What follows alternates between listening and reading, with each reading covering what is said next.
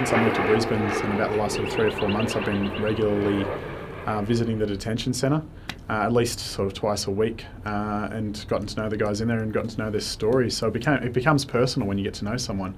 And I'd started taking other people out there with me on a regular basis. And as people got moved out of the detention centre into community detention, they sort of commented, it's like a friend's moved away. Like, you sort of get to know the guys, and they're very hospitable, they're very nice people who are just waiting for their chance, I guess. And you get angry, you get like, when you go home, like there were nights I couldn't sleep, I was just angry that they were stuck out there. I was upset that our country was doing this, you could see people breaking down before you as you went out and visited. Their mental health just deteriorating. So I guess it became personal, is what happened when I started going out there. And it says thanks. Yeah. Oh. Hello from Australia. I'll take the bag if you want. And welcome to Australia. Yeah. Include friendship, come together. Yeah. I think as a country and as a teacher, you know, we tell people Australia is all about giving people a fair go. You know, we want to treat people fairly, and we're failing to do that. We're not living up to our own values as a country. We're built on helping each other out, and it seems to me that whenever someone's marginalised and is ready to have the boot in them for someone else's advantage, we're doing that, and that's not giving people a fair go.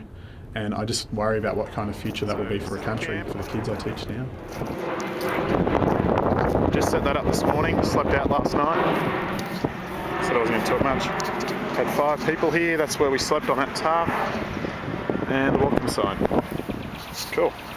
So the vigil started at straight after the protest. I went home, sort of got a bit organised, and we're out there by about 4:30 on Sunday the 26th of August, and I stayed there all week.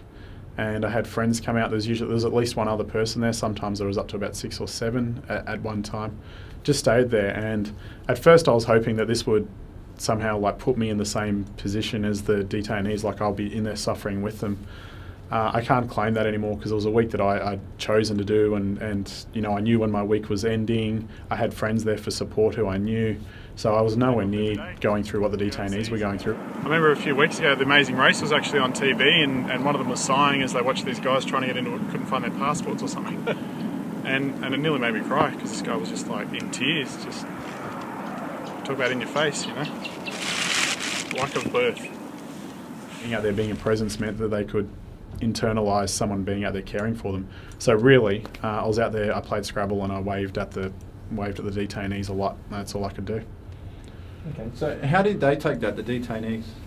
I'm actually going out to visit tomorrow night, so I'll know. I haven't actually spoken to any of them about it. I know that most of them were supportive. They'd come down and wave as much as they could for the first few days, and then they got a bit bored of it, I guess, but at least they could look out and see me. I do know one of the detainees who called a friend of mine, said, why didn't he spend the week inside visiting? And that's a valid criticism of what I did. I would have been better off spending time in there with them for a full week as much as I could. And I was planning on it, but Serco didn't allow me to visit while I was out there vigiling. So I don't know what the effect was, only to hopefully get some more people to go out and visit, and hopefully that the guys don't feel abandoned who are in the detention centre.